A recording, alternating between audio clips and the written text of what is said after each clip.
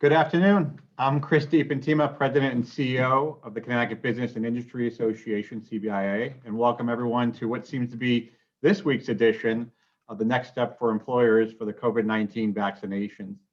As many of you probably know, last Monday was a big change in the administration of the vaccine rollout, with a shift from the categories to an age-based schedule, aside from teachers and those in childcare.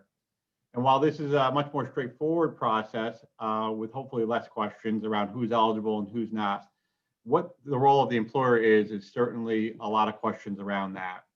So I'm going to invite you today to use the Q&A feature at the bottom of the screen to submit your questions, and I'll read them to our two panelists that we're fortunate to have today. Krista Veneziano joins us again a few weeks after our last webinar, and Krista is an epidemiologist with the Connecticut Department of Public Health. And she's very familiar with the vaccine rollout process, and we'll try to cover all questions around the vaccine rollout and the process itself. And we have Diane Mokriski here, our own human resource counsel at CBIA, who handles all of our member human resources related questions. So welcome to both of you. And for those, if you're going to ask a question, please use the Q&A at the bottom rather than the chat feature, and we'll try to answer them and move them to the answered side, so we know what questions are still open. So Krista, let's start with the change of the process right off the bat, right? So we're moving away from the group-based, the frontline essential workers, to the age-based. Tell us what that means and what does that specifically mean for employer? What's the role of the employer? But you're on mute, Krista. I try to be polite because you never know what's going to happen in the background. And then I forget. Sorry about that. So thank you all for having me back. It has been a big change since last time I was here. So the governor decided, instead of going by sector-based and occupation-based, he decided to go by age-based in, I believe, 10-year increments. So right now we're in the 55 and above age range. He's also threw in teachers and childcare providers. But right now we are focusing on those three sectors, and of course the healthcare providers who may not have gotten vaccinated just yet. So that is where we are. What was sent out yesterday, and I provided it to CBIA, is a memo that went out to employer coordinators that had registered in VAMs, and it's a letter that's explained pretty much what I just said, and it provides two web links for you. One is so you can provide them to your employees. So one is to say, okay, this is the website where you keep checking your eligibility, and you're going to hear it all over the news too, right? But in case people aren't watching the news or listening to the radio, they can find it on that website, and it's updated as the eligibility changes. And then the next website is the scheduling options.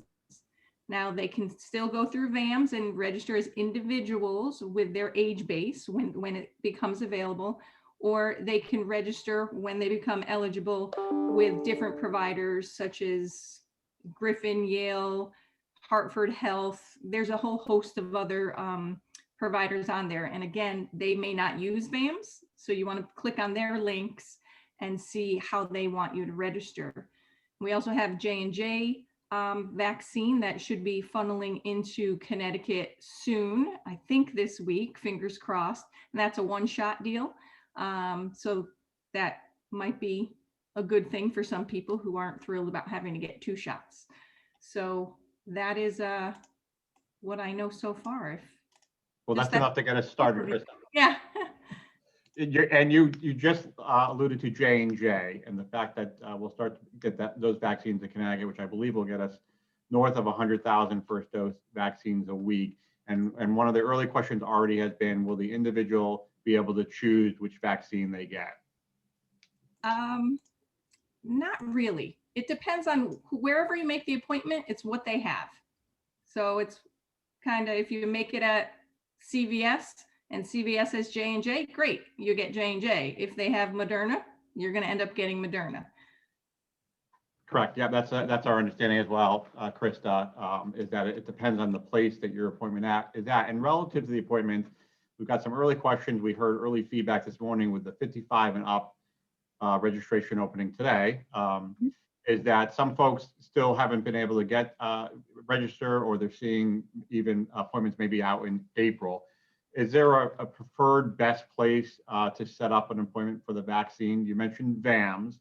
I believe we have a kind of a 1-800 number as well. It's not 1-800. I think it's one. We could drop that number in the chat. But you want to talk, Krista, about the various options for folks to register?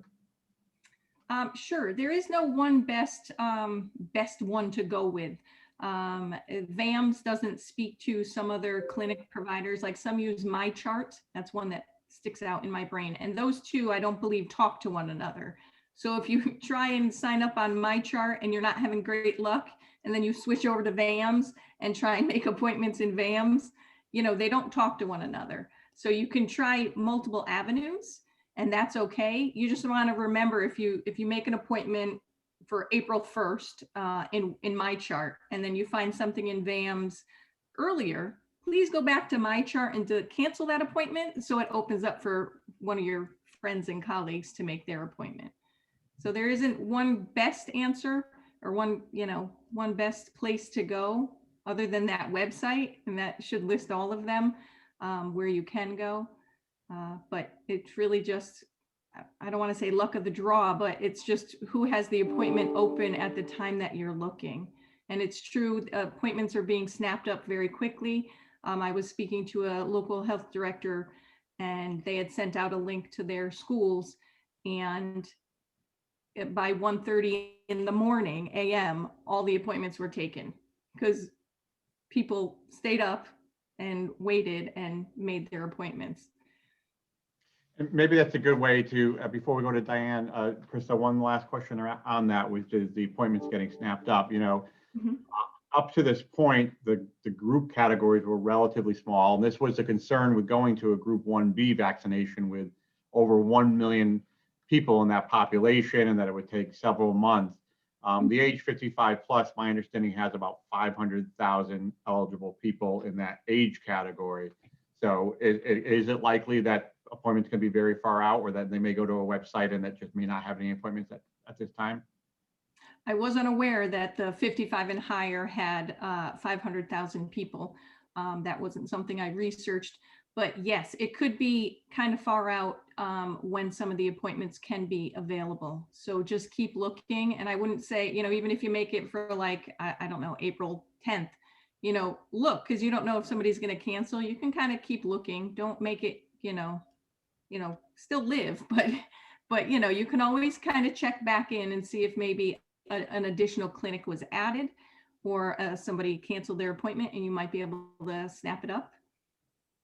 And the link that Chris shared with us, we'll certainly share with our membership. We'll push it out on our website. And to her point, there's the VAMS, there's the number that was just dropped in the chat, the 877 number, but there's also Walmart and CVS, I believe, have direct scheduling links as well.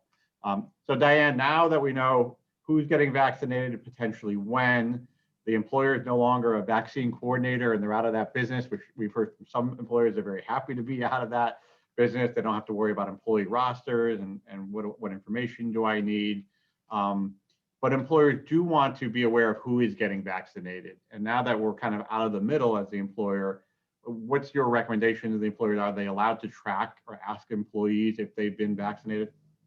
Sure. Yeah, you can require a vaccine legally. And you can also ask your employees if they've been vaccinated, and you can make that a requirement. You can say to your employees, we need you to tell us if you've been vaccinated or not.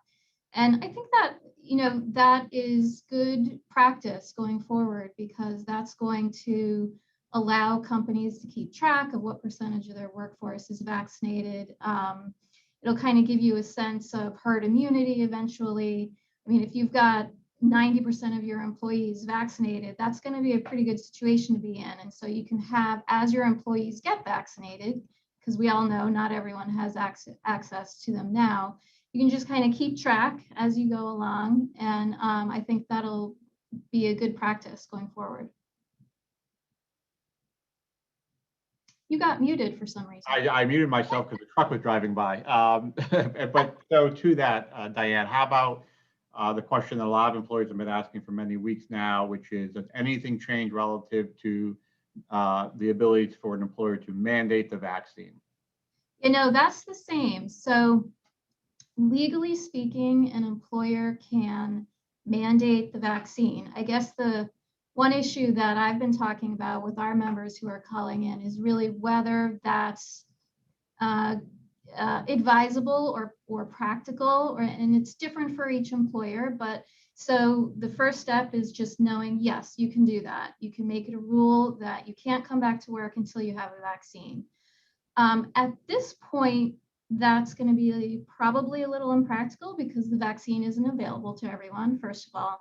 And secondly, there are a couple of exceptions to that rule, which I'm sure lots of people are familiar with. One is that if an employee has a disability, then that employee may not be able to get vaccinated. And the second exception is if an employee has a religious objection to getting a vaccine. And so employers will need to wrestle with those issues. Just to talk about that in a little bit more detail, if your employee says, I cannot get a vaccine because I have a disability, then it's really just a matter of having a conversation with that employee. I can't tell you how many times I emphasize this to business owners. You can talk to your employees and find out what's going on. What is the reason why they feel they can't get it? Maybe they have an allergy, who knows? And so you document that, and then you can probably accommodate that person, and they may not need a vaccine in order to come to work in that scenario, or they could perhaps work from home. But it's something that you talk about and you work through. Aside from that, as to whether it's practical to require it, I think employers may just find, this is all new, we don't know, but I think employers may find that it might make more sense to incentivize it, just because, you know, if say 25% of your employees just feel uncomfortable with it, hopefully over time, fewer and fewer people will feel that way.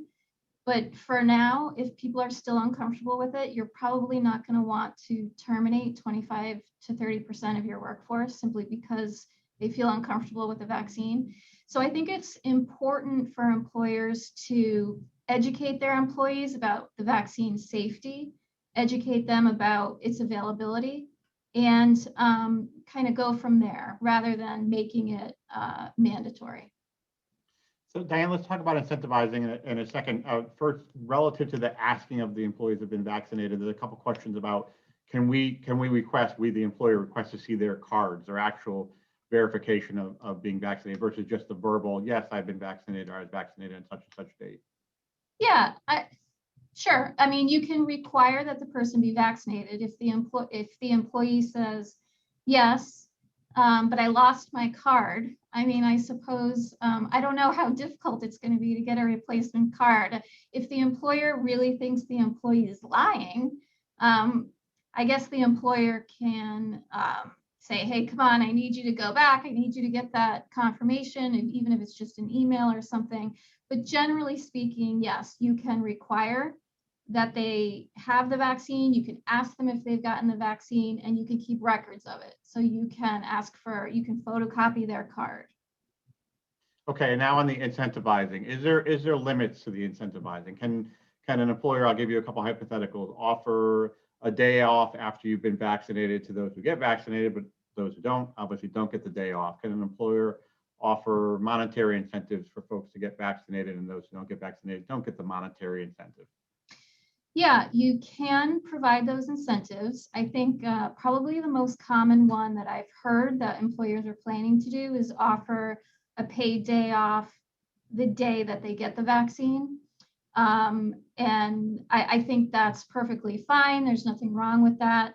The only thing I would say is that you wouldn't want the incentive to be too large, only because that gives you the impression that the vaccine, it must be really dangerous. If you're going to get $1,000 to get that vaccine, it must be really dangerous to get that vaccine. So, I mean, it's got to be something reasonable and something that's just saying, you know what, we are in favor of the vaccine. We'd like all you guys to get it. So I'll tell you what, how about this day off? It'll be like a celebratory day that you get the vaccine. And so, yes, that's perfectly fine. Great. Krista, more questions about the process itself. A common question we received over the last few days is for employers with employees who are out-of-state residents but working in the state. Now that we've gone completely age-based, the employment thing doesn't seem to matter as much. And so my reading of the frequently asked questions on the DPH website is the vaccine is for those who reside in Connecticut and those who work in Connecticut. So please, you could correct that if I'm wrong. And if you do work in Connecticut, but obviously don't reside in Connecticut, you should provide some proof of your that you work in Connecticut. What would that proof consist of in your mind? So you would want, you're absolutely right, work or live or work in Connecticut. If you do not reside in Connecticut, you will want to provide something that proves you work in Connecticut, such as an ID badge, a pay stub, a letter from your employer saying, this is my company, this is where it's based, something like that. So the vaccinator doesn't have to question it. They can look at it and say, okay, great, and move you along. Because we want everybody to keep moving along really quickly. And vaccinators, don't really want to turn people away, but they will. If they say, yeah, you're 40 years old and right now we're only doing 55 and older, they can look at your ID and say, okay, this is your date of birth. Whereas if you do fall into that age category and you show them your driver's license, but you can't prove you work in Connecticut, they will turn you away. And we don't want that. So try and bring something with you to have like if your paycheck stub has the name of your corporation where it's based, then that would be great. So probably, after going through all this effort to get an appointment and waiting however long, probably best for the employee to bring as much as humanly possible with them. And you mentioned the pay stub, a letter from the employer would probably go a long way. An ID, if you have a company badge or ID. And Krista, this is the same thing we're requiring of the teachers, right, who work out of state. I saw on the website, it's kind of the same thing that's being asked of generally out-of-state teachers, is have these forms of IDs with you. Correct, yes. And Krista, there's a few questions about registering.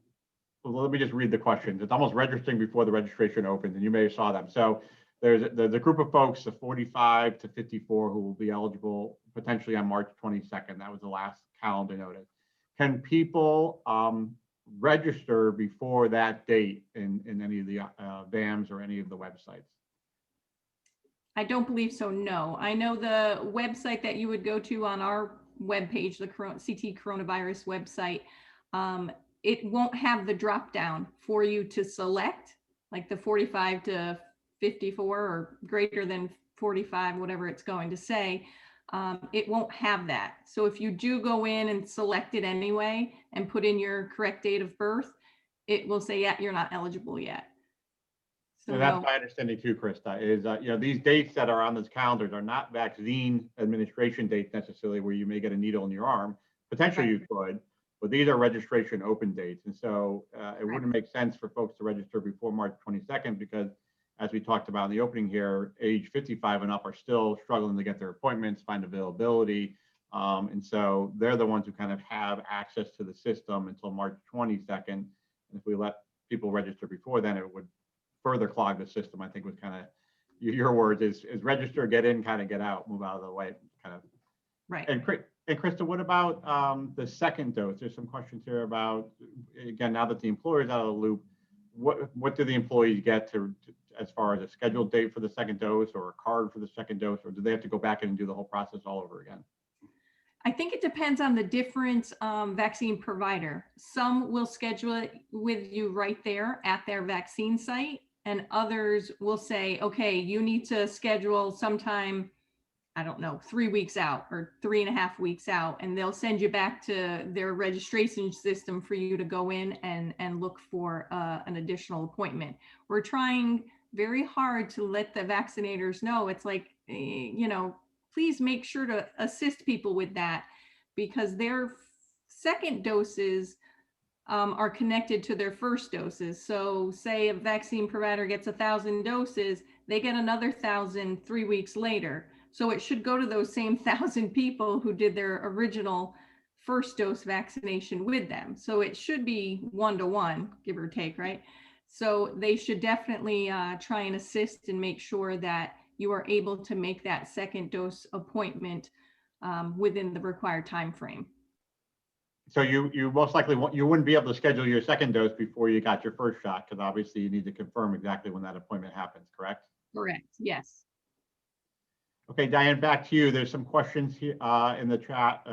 I'm sorry, keep using the Q&A. Didn't mean to misguide everyone. Keep using the Q&A if you have questions. Diane, there's questions in there about how much can an employer ask an employee if they refuse to provide information, one, to that one, and two, can an employer on the religious exemption, can an employer ask for some documentation around the religious exemption? Yeah, the religious exemption is a tricky one because you can imagine if there's an employee who really just doesn't want to get the vaccine, he could theoretically come up with a religion that doesn't really exist. And the law on that is just that if the employer has a reasonable basis to doubt that the employee has that religious objection, the employer can request more information. Now that's somewhat vague, right? But it's gonna be a fact by fact determination or day by day. You know, like one employee may be able to show, yeah, I'm a member of this church, and this is what the church believes, and so in that case, the employee may provide information that really backs it up. In another situation, if it's very clear when the employer asks for more information, if it's clear that the employee kind of made that up, then that's a whole nother situation. I will say, though, that with the religious exemption, the standard for an employer to have to grant the religious exemption is somewhat low, actually. It's lower than with a disability. What I mean by that is if the employer can show that granting that religious exemption presents an undue hardship for the employer, then it need not be granted. And so if the employer can show, hey, if you claim this religious exemption, even if it's legitimate, that's going to put the whole rest of our workforce at risk, then that would be a reason to not grant that exemption. And then the first part of your question was how much information can the employer ask for? Well, if they refuse to provide, if you ask, have you been vaccinated? And there's also a question here, Diane, if you mandate that employees get vaccinated and they refuse, one, how, what can you do, basically, what's next? And specific to the mandating and refusal, would an employee have a right to wrongful termination charges? So at this point, the EEOC has issued a guidance saying that an employer can mandate a vaccine. And so there would not be a claim for wrongful termination if you terminated an employee because they refused to get a vaccine. I will say, though, this is such new ground, right? This has never been tested before. So I would not be surprised if, anybody can litigate anything, really. And so there is a possibility that someday in the future, if an employer fires an employee because they refuse to get a vaccine, an employee could file a lawsuit that says, well, that's against public policy. You can't fire people for doing that. I don't think that that's a likely successful lawsuit, but just because it's not going to be successful doesn't mean that it's not going to be filed. I think just in general, employers should know that they are allowed to mandate it and they're allowed to come up with rules. And so if the employer says, I need to know the following information, do you have the vaccine and do you have proof of the vaccine? If the employee says, I don't want to get it and I don't want to give you that documentation, as long as it's not related to a disability, that's not what we're talking about. If the employee just doesn't want to participate, then the employer can lay that person off. And the same request can be made of customers and suppliers, Diane? That's right. Have you been vaccinated before coming on site? That's right. So the employer can say to vendors and third parties, before you come on site, we need you to be vaccinated. And Diane, maybe it's important for us to point out to the employers, again, you advocated early on about more of the carrot approach and the stick, if you will. Yeah. It's important for employers to probably realize, Diane, right, that this is age-based right now. So if you say today, I'm mandating all employees, not all employees can get the vaccine right now. And so it is a bit of a wait period, correct? That's right. I mean, I guess if all your employees, I mean, it wouldn't even work if all your employees were 55, because I think we're hearing that not all 55-year-olds are going to get the vaccine this week, right? It's going to take a little bit of time. So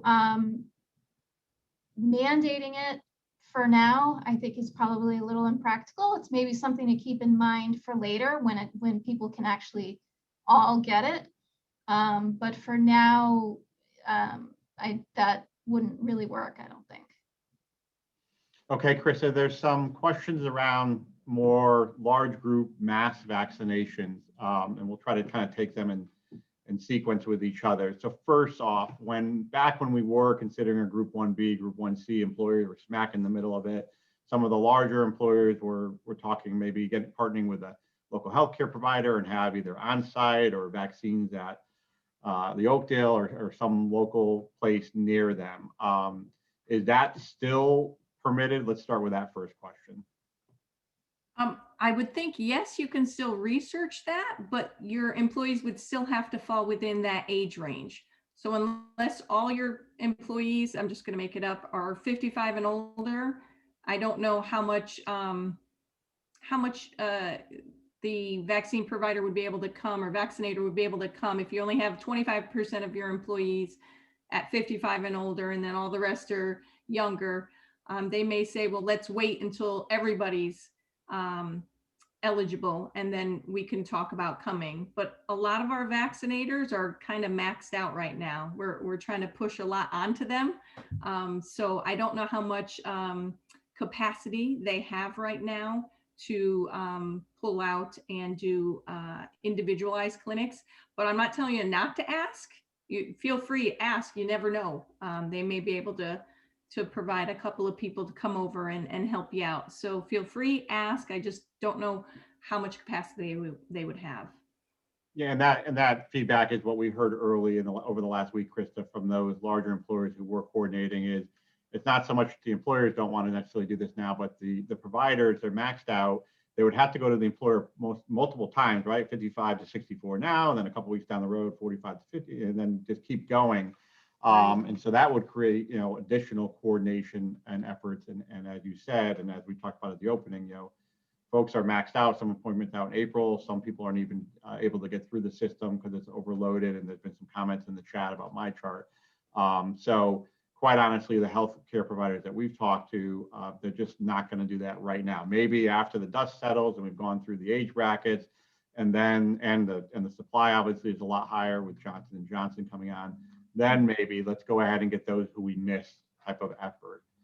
Relative to that, Krista, there's a question about the Oakdale just started up vaccinations. The Oakdale, Rensselaer, let's take those large vaccination sites. Do people still go through VAMs to register for those, or they even have the choice? I believe the Rensselaer one is under VAMS, if I remember correctly. I don't know what Oakdale is. If you do register in VAMS, you can search for the Oakdale. You put in the zip code. That might be the easiest way, wherever the Oakdale is located, to see if it actually pops up. I'm not quite sure, to be honest with you. That's my understanding. It's similar to Rensselaer, Krista. It's located in Wallingford, central part of the state, and it's still a state administered, right? It's not this private thing. So you go through VAMS, and it would be one of your options potentially. Yep. And then, Krista, relative to these various places, CVS and Walmart, Rensselaer and Oakdale and the healthcare, there's a question about how do I know what vaccine they're offering?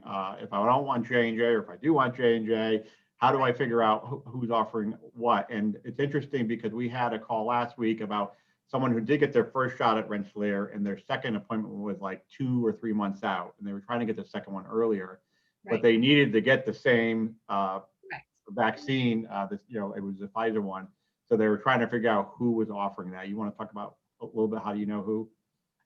Well, I was under the impression that we were trying to ask individuals or the vaccinators who were putting their clinics into VAMs at least to list out which ones they were administering.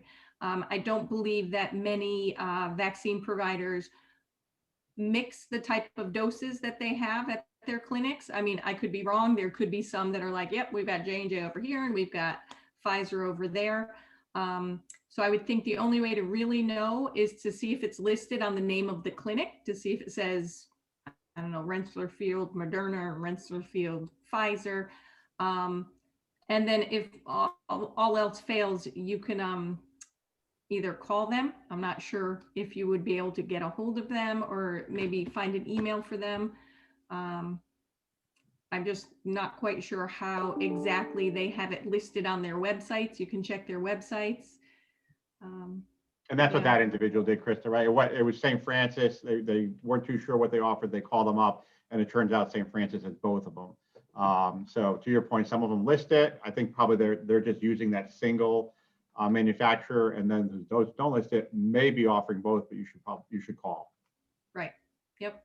Krista, all right, take off your DPH hat a little bit and put on your epidemiologist hat, because we don't have Dr. Bannock on this webinar, but I know you can answer it. And there's a couple of questions in there about the vaccine not being a permanent vaccine, that at some point you no longer have the antibodies, and so we're going to need to be vaccinated again. And whether this is a flu-like type of vaccination, is that true? Is there any data that suggests how long it would last? I am not quite sure. I think because the vaccine is so new and we've just started using it, I don't think there's been enough time to do super deep dives on it. I know they continue to watch it and test it, but I always had in the back of my brain, like, yep, we're going to end up having to get shots every so often. I always in my brain say, oh, it's probably going to be like the flu shot, and we're going to have to get it once a year. I hope one day they can put them in the same shot so we don't have to get two shots, because nobody enjoys getting shots. But I don't know if that's absolutely true. But I'm thinking we probably will end up needing, I don't want to call it a booster, but additional shots, kind of like our flu shots. Right now, just get the first and second one, and we'll let's figure that out after. Hopefully by the time we all need, additional shots, it'll be in everybody's pharmacy, in everybody's doctor's office, in any clinic we go to, and we can just go anywhere to get it. That would be nice. And Krista, we had some conversation with Diane about what evidence do you ask as an employer if an employee has been vaccinated. And one of the questions is, do the pharmacies, do the people who administer, do they give you a card about when your second shot is? And are we correct that you do get a card? Yes. From what I understand, the ancillary kits that get sent to the vaccine providers with their vaccine, they're in two different shipments, but they get the needles and the gloves and the masks, and they get vaccine cards. I probably have one here on my computer somewhere, but it lists out, who you are, where you went to get the vaccine, what day you got your dose, what type you got your dose, and they fill it in. And then when to get your next dose, and you bring the card with you, and then they fill in the second dose, and then you have your card on hand. And I believe, if I remember correctly, if you log into your VAMS account if you use VAMS, it'll tell you when your first dose was and your second dose was. So then you could probably take a screenshot or print that out from your VAMS account as well. Great, Diane, we're going to move to you. And a reminder to folks, use the Q&A feature at the bottom of the screen to ask your questions. Diane, we've got a string of kind of workplace questions for you, and I'll read from the top. Is there a list of disabilities that qualify for non-vaccination? No. So if you want an exemption, if the employer is mandating a vaccine and you want an exemption from that vaccine, you simply need to identify a disability that has the result that you can't be vaccinated. And so there's not a list of disabilities that would qualify. It's really just going to come down to having medical documentation, like from a medical provider or healthcare provider, that says this person has this medical condition, and the result of that is that they can't get a vaccine. Okay, and then the next one is if we require as an employer the vaccination, do we need to make a special accommodation to those individuals who provided exemption and are not vaccinated? For example, mask wearing, social, increased workspaces. And I think to clarify, first and foremost, even if you've been vaccinated, you still need to wear the mask, correct? Right. And Any so other? say again the question, if someone does not get vaccinated, do we provide special protections for them? Special accommodations for them because some in the workplace have been vaccinated and those have a valid exemption not to be vaccinated. Yeah, so when the person, let's say a person has some sort of medical condition and it means that they can't get vaccinated, what the employer would do is accommodate them in some way. And so that could be that person, because they can't get vaccinated, needs to be working farther apart from the rest of their colleagues, or in a different room, or from home if the employer's business allows for that employee to work from home. That could be a reasonable accommodation. Anything that this is what I was talking about before about having a conversation with the employee. It really just comes down to talking it through and figuring out how can we get you to work even though you can't be vaccinated, and what can we do to keep you safe, and what's going to work for you and what's going to work for the employer. And to be clear for all the employers out there and HR folks involved is, again, nothing changes after you get vaccinated. We're going to talk about travel restrictions in a second. I see that question being popped around in the chat and Q&A. But in the workplace, I mean, Krista and Diane, tell me if I'm wrong, you're still wearing a mask after the employee's been vaccinated. You're still doing your social distancing. You're still practicing hand washing and any other measures you can. Is that correct? I see Krista nodding her head and Diane, you as well. Yes, yes. Right. Diane, one more kind of a two-part question. I'll break it into two pieces. And that is, if an employer mandates the vaccination and then lays the employee off because they refuse to get vaccinated, will the employer be charged unemployment? And if they are, will that fall under the pandemic unemployment covered by the federal government? Okay, so that's actually, it's unknown at this point, and I can tell you why it's unknown. Governor Lamont originally signed an order back in April of last year saying that if you're an employer and you lay someone off and it's related to the pandemic, then that person's layoff would not be charged to the employer's experience rating. So in other words, if you lay someone off or you lay off lots of employees, normally your tax rate would go up. But if it's related to the pandemic, your tax rate will not go up. That was before there was even a vaccine. Now we're talking about a situation where you're not really laying off an employee because of lack of work related to the pandemic.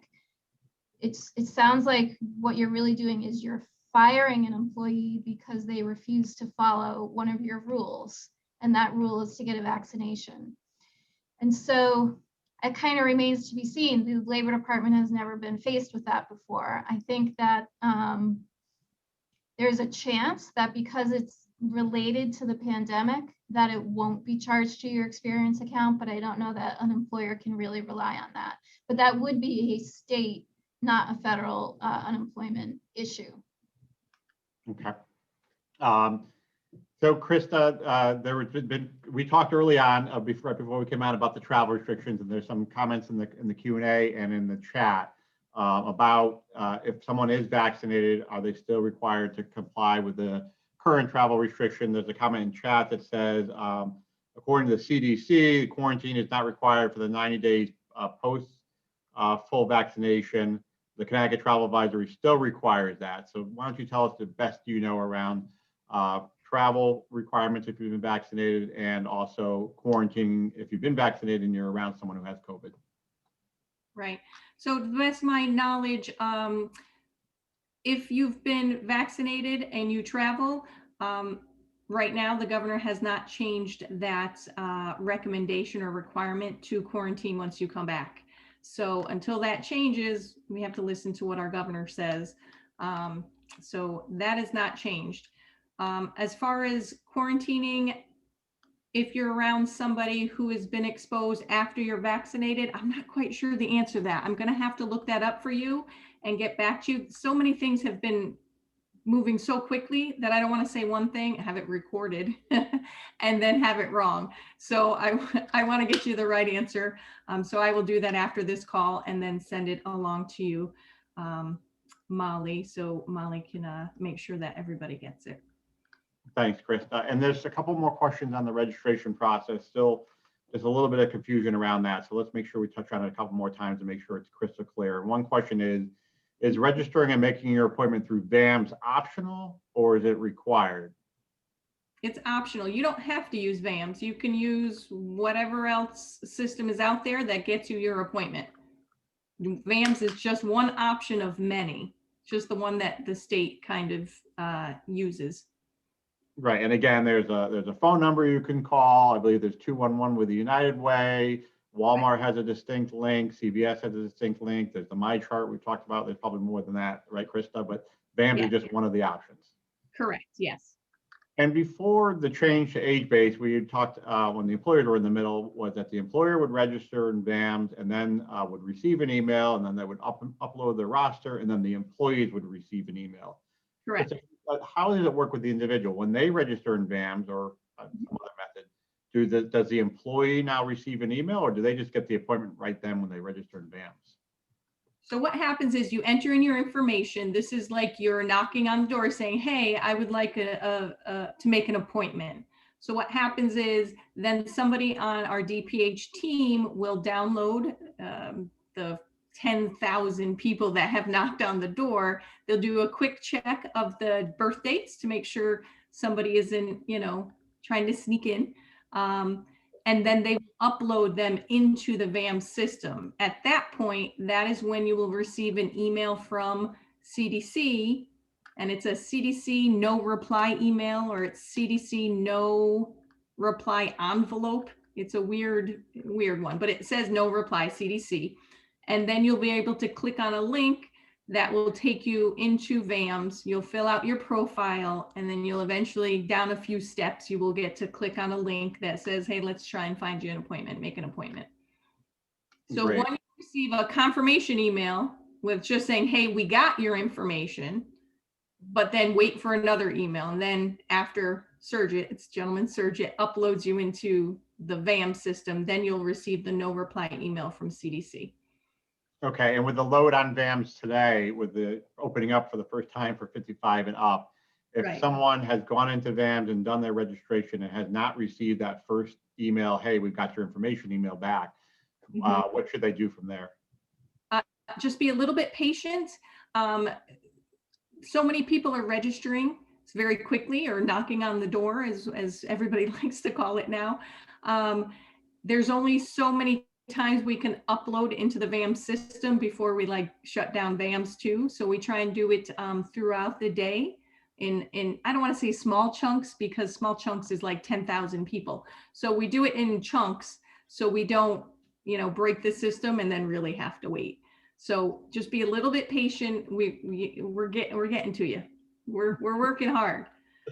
And to be clear, I saw a question come up. It's not a pre-registration process. It's just a multi-step registration process, right, Krista? You're not registering before your date of March 1st for 55 and up, which is today, or March 22nd, potentially, or 45 and up. Correct. Yes, it's just, yep. These are just the steps that we take. So our first step that you select from the drop down that you're 55 and older, that is your first step to say, yep, I'm really eligible. So we're trying to make sure, I don't register and, I'm going to pretend, and eventually I'll get my appointment, but I shouldn't even be looking for an appointment yet. So we want to make sure the people who are eligible have that option first. And make sure, if you haven't got an email yet, to look in your spam folder, that the email from DPH isn't in there as well, because it is an automated. Yes, I forgot that. Very good. Thank you. No problem. And reminder, use the Q&A feature. If you got some questions, we got a few more left that we'll get through. Diane, folks are asking, if you are going to mandate the vaccine, what lead time as an employer would you recommend to give the employees? I mean, March 1st open today. Does the employer walk in today and say, all right, we're mandating the vaccine as of today? I just don't think that you can mandate it today, because you have no idea how long it's going to take for everyone to get it. You could say, oh, I'll give you 2 months lead time, but that's it. That's the deadline. But then if in 2 months, not all your employees could actually get the vaccine, that's not gonna work, right? So I think employers really just need to be patient, as we've been saying all along. Keep in mind, you can kind of keep in the back of your mind, you can eventually mandate the vaccine, but it won't make sense to do that until all your employees, based on how old they are, not until all your employees can get the vaccine. And any employees that you might want to hire, you'd have to keep in mind that they might be a little bit younger. So before you actually mandate it, you have to make sure everyone can get it. And we have no idea how long that's going to take. So maybe just have that. If it's really important to you, you want to be able to mandate it. That can be a plan for later, but I don't think that makes a lot of sense right now. So Diane, do you recommend though, if an employer is absolutely going to require people to have the vaccine in order for them to come into work, that the employer say, hey, at some point in time, it will be required. I know all of you cannot get vaccinated right now today, and I don't know when you will all be able to get vaccinated, whether that's May, June, or July, but at some point in time, this company will require folks who come through our front door and back door to have been vaccinated. I think that does make sense. I think to kind of give everyone a heads up that, hey, this is what's important to this company. This is how we feel about it. And just so you all know, once it's all available to everyone, we're going to be mandating it. And so then people who think they might have issues with that can come forward with them, and you can deal with people who either have a religious objection or who maybe have a medical issue, or even if an employee just knows, I'm not gonna want to get it just because I don't, then that employee will at least be on notice that they need maybe to start looking around, because eventually it's going to be required. And we've been talking to Diane a lot about employees and customers and suppliers who are in the building. And one of the questions is, what about applicants? What about those folks who aren't employees yet? Can I require that they have been vaccinated and ask that on an application process? Yeah, I've actually had that question a lot in the past couple of weeks. And I think that raises an interesting issue, because you're really not supposed to ask applicants medical information before you've made an offer of employment. I think what makes, and I think you can imagine if you were in a job interview or applying for something and the employer said, are you vaccinated? And so I think that kind of puts the applicant a little bit on the defensive to not only say, let's say they have not been vaccinated, they then have to immediately disclose, or at least in their mind, they feel like they have to disclose what medical issues they've got going on to this person that they don't even have a job with yet. I think it probably makes more sense for the employer to say, like we were saying just a few minutes ago, for the employer to say to the applicant, hey, just so you know, if you do end up coming on board, we have a mandatory vaccine policy. So if that's going to be an issue for you, it's just something for you to kind of keep in mind as you're applying. But if we do make an offer and you come on board, that's going to be something that you should know. You're going to have a vaccine or have a medical or a religious reason for not having the vaccine. Okay, good advice. Krista, I'll give you a good comment. It's just a comment, not a question, and then we'll turn to a question. But Mark says, I registered in VAMS while you've all been talking, and they sent an acknowledgement already. I'm waiting for the second email. Very good, very good. Productive use of your time, Mark, listening to us and registering at the same time. I'm waiting for the second email, he says, but at least VAMS apparently was open and not log-jammed, and he got his instant confirmation email. Krista, one of the questions is the state or CDC keeping a database on who has been vaccinated? Let's say an employer doesn't ask employees now, and all of a sudden, changes course down the road, or not just employees like we talked with Diane about, but the employer really wants to know about customers and suppliers and third parties. Is the state or CDC just keeping a database of who's been vaccinated, not necessarily that's available to the public? I don't know, to be honest with you. If I'm not sure. If a company is thinking ahead saying, okay, maybe then I can ask CDC or the state to provide me with everybody who has been vaccinated, that answer would be no. because that's personal health information. So that wouldn't be something that we'd be able to share with you if that's what the question was about. No, I think that answers it. Yeah. So even if the state and CDC are keeping track, which we don't know the answer to that, an employer wouldn't be able to have access to it anyways, correct? Correct. Yes. Okay, great. And then Krista, I had one more question for you, and that was we kind of asked this last time, but let's just remind folks, if someone has had COVID, let's just say someone has had COVID, I'll give you more recently, you give me the guidelines because I know you know them. Should they be registering to get the vaccine? Yes. Yes. Because we don't know how long your antibodies from having COVID last. I think I've heard 90 days, but I'm not sure. And I don't know that anybody is sure. And it could be different for one person as opposed to somebody else. So you do definitely want to get that vaccine. Okay. And a question again about what employees who work in Connecticut but don't live in Connecticut need. Are we saying that as long as an out-of-state employee has a letter stating that their business is in Connecticut, they should be able to get vaccinated? Correct. And it's got to be like on letterhead. It can't be somebody scribbling something out, and put like contact information, because, one vaccinator may say, yeah, I want this. And maybe I'll call. I don't know if they're going to have time to call. But you want to make it as specific and legitimate looking as possible. You don't want to do it on a Post-it note. You want to do it letterhead. If you have that letter and maybe your ID badge, because I know my ID badge says Connecticut DPH. That's great. But some may say, I don't even know the name of the company XYZ, but it doesn't have an address. So that company could be anywhere in the US. If you have letterhead and your ID badge, they can kind of marry them together. Does that make sense? Yeah, no, that does make sense. Like we said in early on, is bring as much information as you can, especially if you're out of state, because you're going to have a driver's license that clearly shows you don't live in Connecticut. Right. And one other thing, I'm sorry, I'm raising my hand. They will also have you self-attest while you're there that you are eligible at that time. So, and that's, that gets into legal stuff. Like if you're like really trying to sneak in and then eventually you get caught, even if you get your vaccine, there could be ramifications down the road. So don't do that. Let's go with that one. So there's a question here, Krista, about what if you registered for VAMS in February and haven't received an email? Now, if you registered in February, you should be 65 and up, not 55 and up, because the registration for 55 and up just opened today, correct? Correct. Was it 55 or was that February was just a few days yesterday? So yeah, it was 65. 65. So let's break this question down a little bit. So if you were under 65 and up and you registered in February, you weren't eligible. So that's maybe why you didn't receive an email. Correct.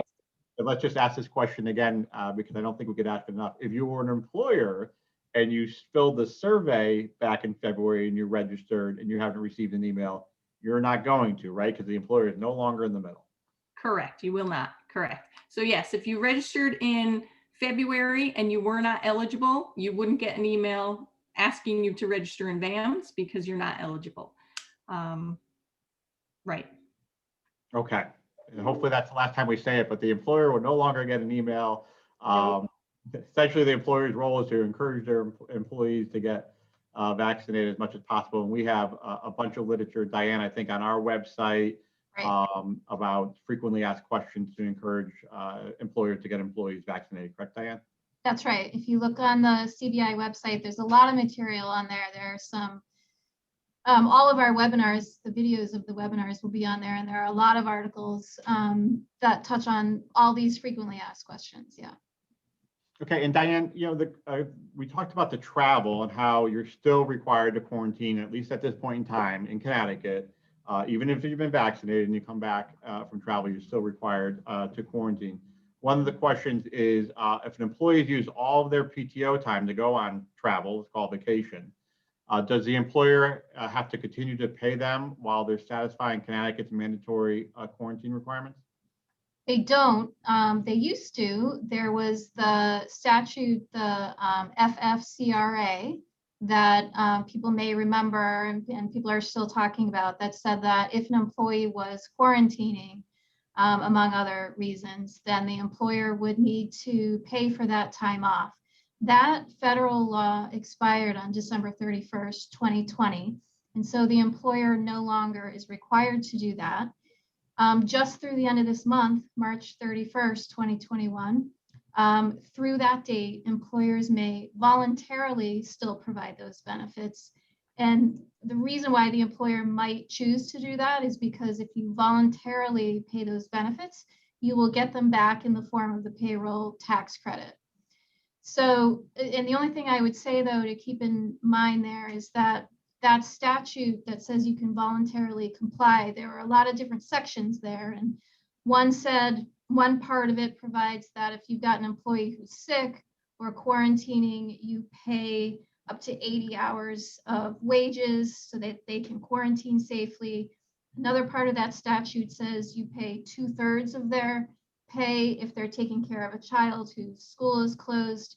And so that statute would also apply if someone had just been on vacation, returned to Connecticut, and now has to quarantine. And so you would pay, again, paid leave for them to quarantine.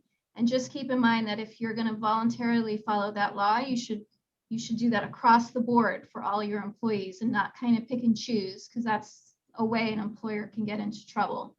And I'd just like to add just one more thing. Keep in mind that those 80 hours or those 12 weeks of FMLA time that law provides, that's a total cap. And so if someone this comes up all the time, employees keep going out because they keep getting exposed. And every time they get exposed, they're supposed to stay home and quarantine. But that law only provides 2 weeks worth of pay. And so if the employee keeps going out and going out and going out, he's run out of his leave. And so then it becomes unpaid. Okay, and that's why have that employee stop going out all the time. Like, you want to have your employees stop exposing themselves to the virus, because it's just the pay will run out. So that's whether they're quarantining at the travel, that's whether they're getting sick from COVID, that's whether they're asked to quarantine because of a COVID outbreak in the workplace, right, Diane? All that is the same. That's right. So that's going to expire at the end of this month. I will just note that the Biden administration is wanting to extend that. And so kind of keep your eyes open for news in that regard. The stimulus bill is passed through the House, and now it's with the Senate. And so I think it's likely that the paid leave will be extended. We just don't know to what extent at this point. Stay tuned there.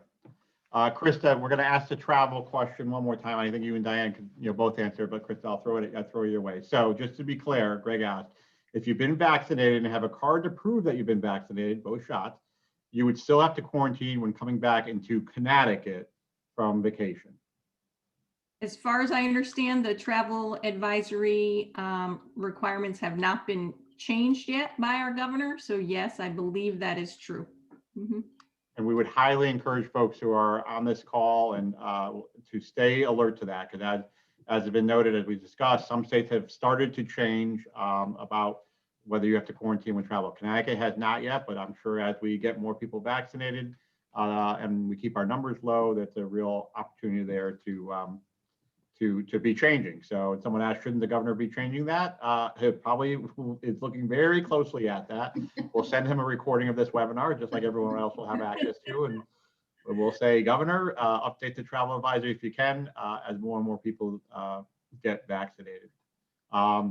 Great. Let's see. Any other questions up here? Krista, you could take a swing at that, because I know you're plugged in a little bit nationally. We haven't heard anything, but are there any reasons to believe that in the future you'll be prohibited from domestic or international travel, for that mind, if you have not been vaccinated? Oh, I don't know. Oh, that's interesting. I don't really know. I can't imagine that would be, I mean, enforcing that would be very difficult, I think. Yeah, Diana, we haven't heard anything. We haven't heard, right, travel aside, we haven't heard any industry requiring evidence of vaccination at this point in time. And as you said, it would be difficult. It also may reduce their customer base. Yeah. That everyone's being vaccinated, but nothing that we're aware of. Yeah. And that kind of, remember what we were saying about even if you get vaccinated, you should still wear a mask. And the reason is because even if you've been vaccinated, you can still spread it to others. So for an airline to require their passengers to be vaccinated because that's how they're on, I mean, it doesn't really follow logically. If being vaccinated doesn't protect others, it only protects yourself. There wouldn't really be a logical reason to do that, I don't think. That's what I would say at this point, at least, if I were the airline's attorney. We'll leave it at that. Diane's now in charge of travel. So appreciate both of your time today. We answered quite a few questions. Krista, as you can see, there's still, and Diane, still a lot of questions out there, but it seems to be getting less and less as this process has now become a little simpler. So thank you both for your time. If folks, some questions we weren't able to answer, Krista, we'll push some information out that you're able to get us. And so pay attention to CBIA's website. There's a COVID subsection to it. And of course, look for our newsletters as updates occur. So thank you both for your time today, and hope everyone goes out there and gets vaccinated as it opens up for you. Thanks very much. Stay well. Thanks for having me.